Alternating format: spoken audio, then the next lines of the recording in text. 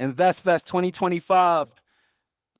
We got the God in the building, y'all. And this is really big for me. If you follow the RapDillz platform, yo, Six, pass me one of the cards.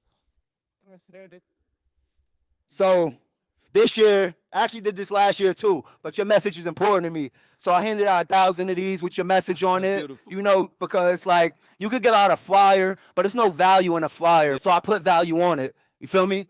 But the main thing I want to talk about, facts. The main thing I want to talk about today is we the gods. Starting to feel like clarity. Speaking to my higher self is therapy. Cause we the gods. We the gods. Yes, sir. This is really dope for me because I've been following you for the longest, bro. But like how I feel like we could connect as a platform in 19 Keys is music. So you dropping this album, I was super excited for it to drop. And I listened to it. I digested it. I took it in. And it's dope. Thank you, brother. Great work, bro. Thank you. Great work. Thank you. Great work. So a few things I want to ask about the album is in one of the songs you said, I want Farrakhan on my show. Yeah. I want $1 billion, a standing army, and a mothership. I want to finally be the one, unite the Bloods and the Crips. Need zero stress up in my flow. I need Farrakhan on my show. I need my whole family rich with a lot of wealthy glows. I want peace in Palestine. And this is something I always ponder, Keys. And, because I just be thinking about stuff like you being such a big figure to the nation. You being such a huge, like the biggest figure of our generation to that. I remember you said one time that you and Farrakhan never met. And I thought that, like, I didn't know if, and this is my just conspiracy brain, like, I don't know if you were saying that because 19 Keys and Farrakhan meeting is a dangerous, powerful thing, or like because I see Farrakhan meets with rappers, all types of people. Why do you think y'all haven't connected yet? I think I said that at that moment because I'm really, if I'm being honest with you, trying to put out that beacon to make the connection happen. But I don't get to control time. Everything happens in due time, man. Right. It's always Allah's plan. Right. And I have met Minister Farrakhan when I was younger. Oh, okay. Before I became 19 Keys, Yes, of course. Yes. And we was actually supposed to have a dinner together. So I did miss my flight one time. He did, again, at the time, I don't even know if he knew me. I know he knows of me now because I've had, the brothers on the platform, and I've been informed that he watched the episodes and he sent me greetings and things of that nature, but there's been no direct contact. Okay. And, sometimes I think it's in an essence a show of strength and respect in a way to where it says you don't need it, brother. Right. Okay. Keep doing your work. Yeah. Because I think sometimes people get handicapped when they have the leader in their presence. You understand me? When Jesus was in the presence of the people, they were spoiled. You know what I mean? As Farrakhan is in our presence, we're spoiled. And the real trial comes in the absence. And I feel like in the absence of actually being able to meet Farrakhan, I've been already existing in that absence, in that trial. But I love the Honorable Minister Louis Farrakhan. I love him with all my heart. Understood. You understand me? Because without him, there would be no me. Understood. That's why. Yep. He's the reason that my mother and father joined the Nation of Islam and converted. Understood. They was already revolutionary in spirit, but when they heard him, they knew absolutely that this was the right path. And I listen to him avidly, and every time I can quote him, I do quote him. Yes. Because I think that he is one of the most important figures of our time, and I think that we don't appreciate him enough. I've had dreams where I felt like the Honorable Minister Louis Farrakhan came to me, and in one of those dreams, he said, just give him those keys. He said, just give him those keys. And I've always held that. I've had dreams that Honorable Elijah Muhammad, Master Muhammad, and we say in the Nation of Islam is when one of those brothers come to you. It's not just a dream, it's real. So I take that as a visitation upon itself. You know, I haven't met him in the physical sense to have this conversation, but in an astral plane, which is another reality, I take that message very serious. So Absolutely. I don't exalt myself to some sense of importance, man. I do it as a sense of duty. Understood. You understand me? We have a saying of being a fisher of men. I met two brothers that told me I helped them. I'm the reason that they joined the Nation of Islam. So if I can be a conduit, because if you notice, I don't really try to send people to religion. I don't send them to myself. I just exemplify. And if I can exemplify something and people ask, okay, how do I become? I'm grateful that the nation exists as a place to point them to. That's so powerful. And you definitely gave me understanding on that. I just can't wait to see him on high level conversation, bro. That's You and me too, brother. that episode. You know, inshallah. Inshallah. I'm hope that the platform, our brother is in the 90s. You know, I believe that Honorable Minister Louis Farrakhan has done his duty plus more. You right. And I think that it's our job now to pick up that mantle and do the work. Right. You know, we have to be productive in our time. I think he said everything that can be said. That's why on stage I talked about building. Because the decree of our time now is to build. Okay. You understand me? We won't get no second opportunities. We are in the fire. And he once says you have to harmonize with the fire. You understand me? Because the trial will be by fire. And we've been going through it. You understand me? We've been built to ass to our people. And we've been getting our whoopings. And we see these devils going through the cities with the militarization of the police, literally sending out National Guards and FBI to police our children because we're not raising them correctly. And that's on us. Yeah. That it got to get so bad that we can't handle them, that they got to send a U.S. military out there. And many people, it's hard for them to say, man, we don't want them in our streets, but then we can't handle the young brothers. And we calling them YNs. And they lost with their mind, and they don't know an old world. They don't know how to handle this world. They don't know how to think clearly. So we don't build ourselves up, and we don't have something for them to come into. You understand me? Then they will stay lost. Yes. You feel me? So there's a lot of work to be done, and we need to focus on building. So that as we talk about all this damn generational wealth, but what generation gonna inherit it? Yo, absolutely. Wow. Dope. Second thing I want to ask about is the record Memphis. Every verse is hieroglyphics. Young dog, how many kings gotta die in Memphis? Yes, Now, that was powerful. Yes, sir. Like, what? For like, I guess you have to know your knowledge about history and all that to even make a record like that. Yeah. But how you brought it to modern times with young Dolph and yo, that was genius, Thank bro. you, brother. Like, what got you into that concept? Were you reading something? Were you thinking about Dolph? How did you put it together? Like Memphis and then the past Memphis? Like that's crazy, yo. So that song, that was the last one I recorded actually. Okay. And so we did that one in one session. I heard the beat, and for some beats, the song comes to me, right? So I didn't really go in there with the intention of having anything pre-written. What I typically do is I will go in the booth, and sometimes I want to hear the beat for like the second or first time while I'm in there recording. Because sometimes I freestyle most of my songs. Oh, wow. So I freestyle most of them all the way through. For that one, I actually was writing because I wanted to stay on point with the concepts. Complex.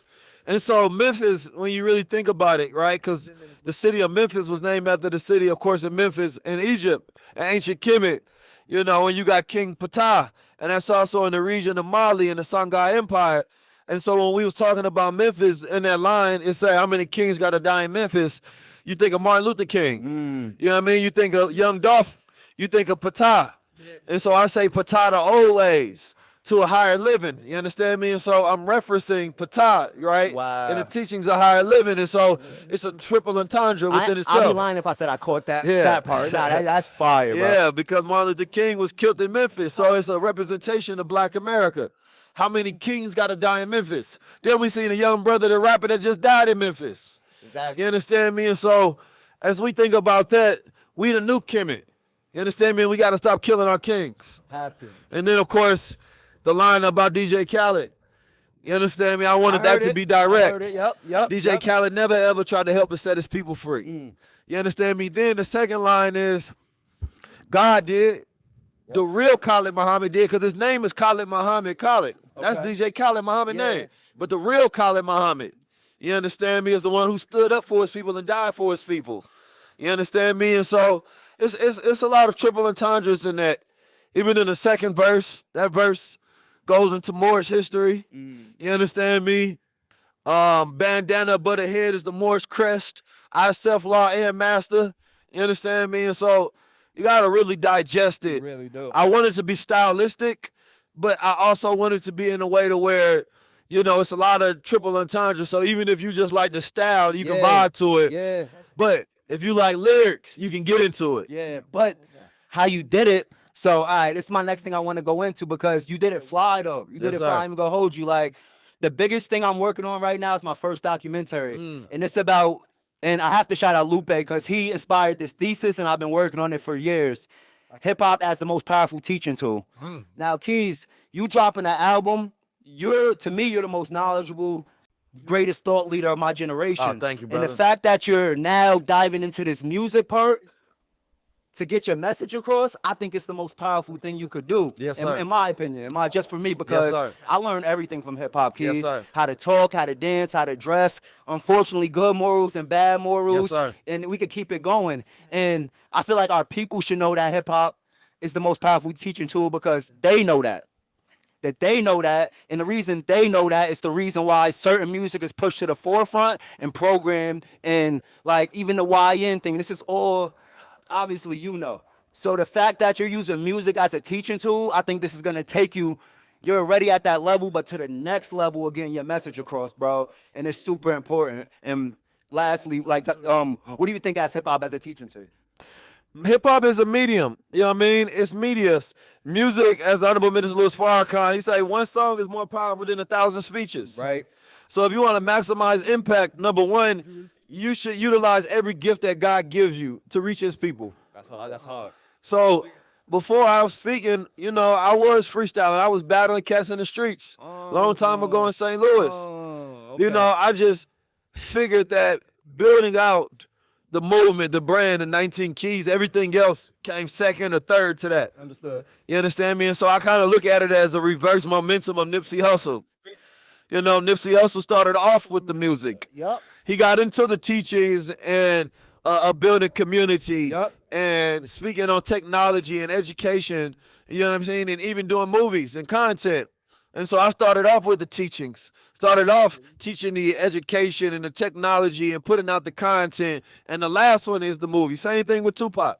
Last one is the music. So it's just a reverse momentum, you know, but I think that it helps us build out a world because even as we go on tour, you know, we get to add additional elements to it. You feel me? So, That's fire. so now hip hop is such a powerful tool. It can take your message everywhere across the planet, Absolutely. you know, with less friction. Yes. Right? And so I just believe that in today's time, I want to be as efficient and as effective as possible. And I think that utilizing this gift that God gave me, hip hop is another tool of communication. That's so dope. And that's what I'm doing with my platform, Keys. Like, you know, they call it sneaking the candy in the medicine jar and Yes, all sir. of that. Like, that's what I use my platform for. And like, the last thing I'll say on the teaching tool thing, it's something that happens with the memory. Maybe you know more about this to where we could listen to a song 3 times and know it top to bottom. Yes, sir. But we could hear some information or knowledge 3 times and it still doesn't resonate. Yes, What do sir. you think that is in the brain? Is it the frequencies? Like, what do you think that is?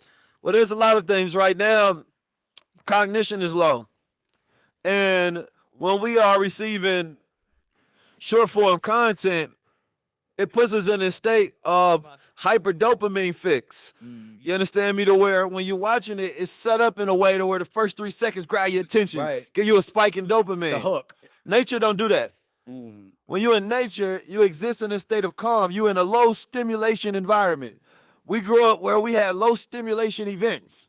We'd be outside playing with jacks. You understand? We'd be playing. These are low stimulation events. Right? Building a business is low stimulation. It takes a long time for you to be stimulated and rewarded. But right now we are junkies for our fix. So everything got to give us a hit all the time.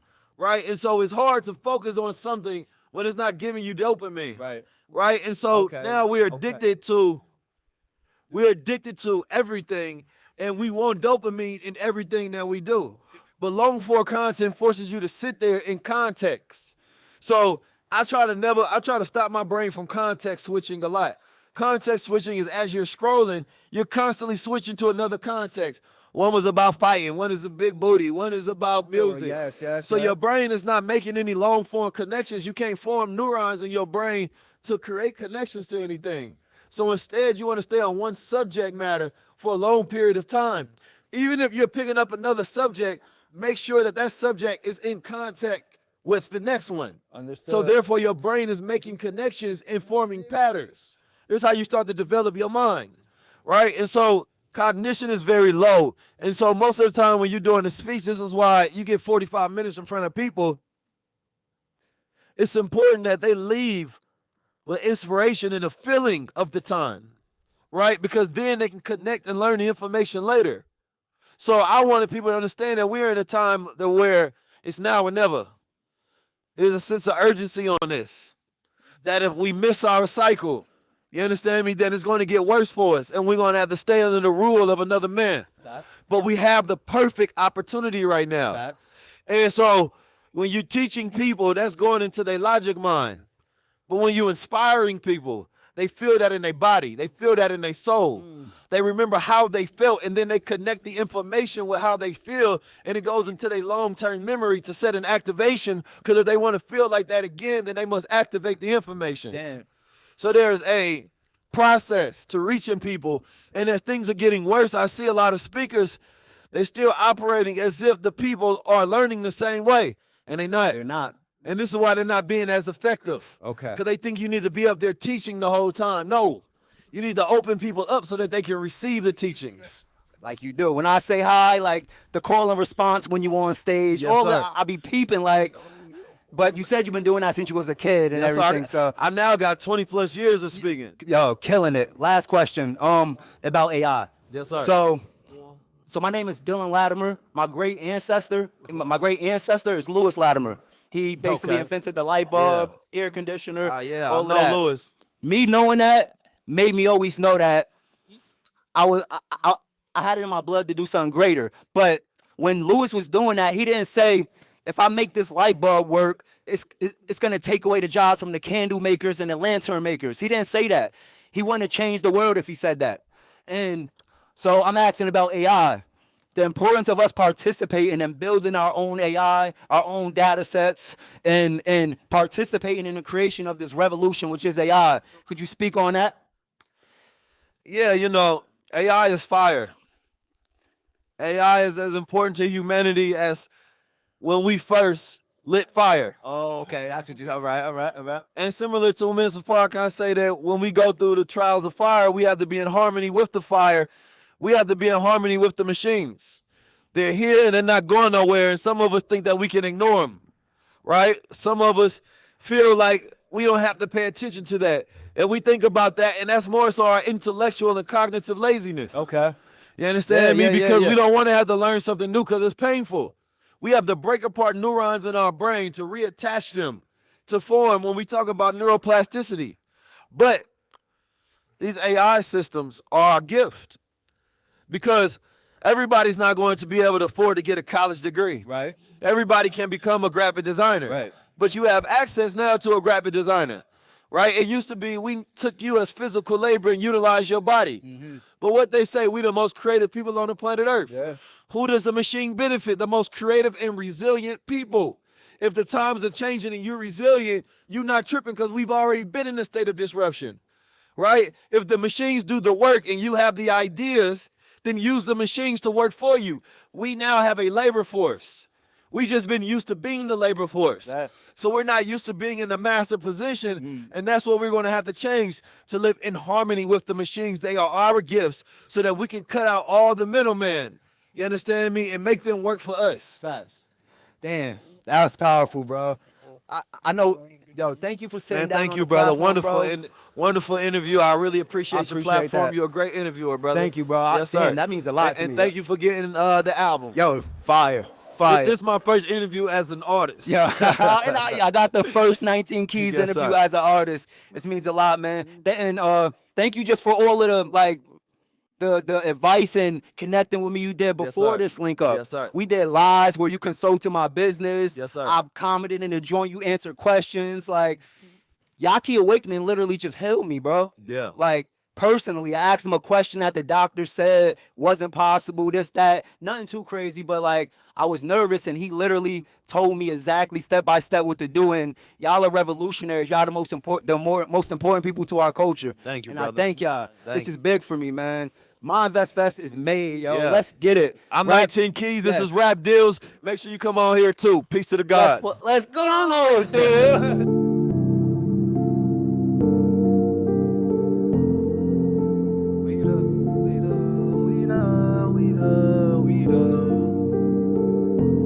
Starting to feel like clarity. Speaking to my higher self is therapy.